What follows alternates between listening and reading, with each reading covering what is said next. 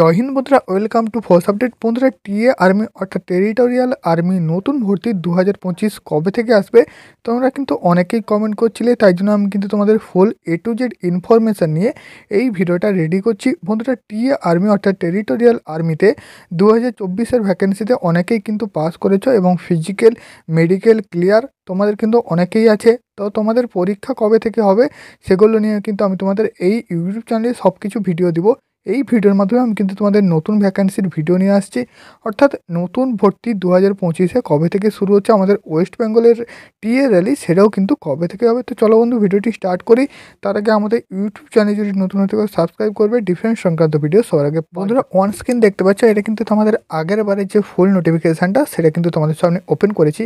প্রথমে বন্ধুরা ভ্যাকেন্সির কথায় আসি। বন্ধুরা, আগের বার তোমরা যে ভ্যাকেন্সি দেখেছো অর্থাৎ 2024-এ, এটা কিন্তু তোমাদের কম ভ্যাকেন্সি ছিল, তোমরা কিন্তু ভালো করেই জানো। তো 2025-এ যে ভ্যাকেন্সি আসছে সেখানে কিন্তু প্রায়টা স্টেটের জন্য কিন্তু এইবার যে নতুন ভ্যাকেন্সি আছে সেখানে কিন্তু 500+ ভ্যাকেন্সি থাকবে। আমাদের জোন 3-র জন্যই প্রায় কিন্তু তোমাদের 1000+ ভ্যাকেন্সি থাকবে, যেটা কিন্তু আপডেট পাওয়া গেছে, সেটা কিন্তু তোমাদের জানিয়ে দিলাম। ঠিক আছে, নেক্সট আমাদের আমি বলে দিচ্ছি এখানে কিন্তু আমাদের র্যালি কোন ডেটে হবে সেটা কিন্তু আমি তোমাদের শেষে বলছি।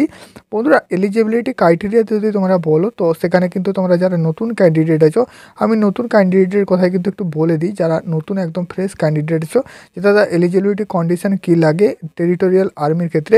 বন্ধুরা, প্রথমে বলে দিই টেরিটোরিয়াল আর্মি কিন্তু পার্মানেন্ট আর্মি না, ঠিক আছে। অগ্নিবীর আর্মির মতো একটা কিন্তু চুক্তিভিত্তিক চাকরি হিসেবে করে দেওয়া হয়েছে, যেটা কিন্তু 7 বছরের জন্য। ঠিক আছে, এইবার থেকে তুমি যদি টেরিটোরিয়াল আর্মি 2024 থেকে জয়েন করো তাহলে তোমাকে কিন্তু 7 বছরের চাকরি করতে হবে। তারপর সেখান থেকে কিন্তু তোমাদের বাদ দিয়ে দেওয়া হবে। সেখান থেকে কত পার্সেন্ট পার্মানেন্ট হবে সেই হিসাবে তোমাদের কিন্তু এখনও কিছু জানানো হয়নি, পরবর্তীকালে জানিয়ে দেবো হবে। বন্ধুরা, এইজের কথায় যদি আছি, 18 থেকে 42 বছরের যারা ক্যান্ডিডেট আছো সবাই কিন্তু এই র্যালি ভর্তির জন্য যেতে পারবে। এখানে কোনো প্রকার অ্যাপ্লিকেশান করতে হয় না, শুধুমাত্র ডকুমেন্টসগুলো নিয়ে তোমার যেই ডেটে র্যালি থাকে সেই ডেটে গেলেই হয়ে থাকে।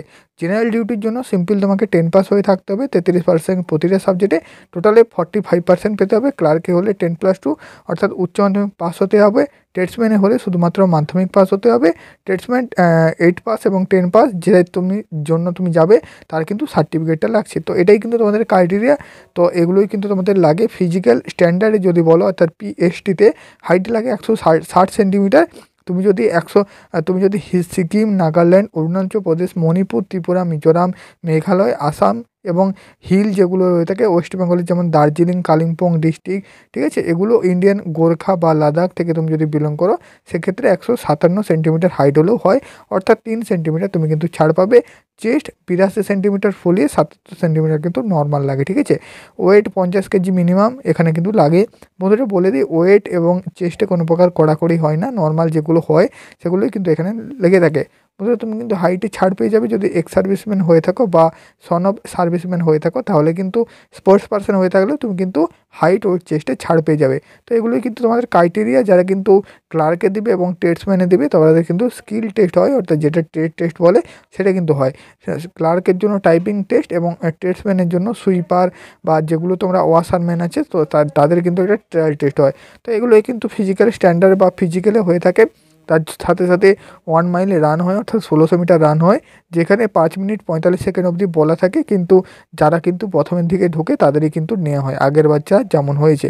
বন্ধুরা, এবার কিন্তু অনেক কম ক্যান্ডিডেট নেওয়া হয়েছে, তোমরা কিন্তু ভালো করেই জানো, এবং এদের কিন্তু রিটেন এক্সামিনেশনটা খুব তাড়াতাড়ি হতে চলেছে। নেক্সট তোমাদের আমি বলে দিচ্ছি আমাদের ওয়েস্ট বেঙ্গলের কবে থেকে র্যালি শুরু হবে এবং বাকি ডিটেলসগুলো। ঠিক আছে বন্ধুরা, আমাদের এই ইউটিউব চ্যানেলে কিন্তু তোমাদের টিএ আর্মি রিলেটেড আগের বার তোমাদের অনেক আপডেট দেওয়া হয়েছে।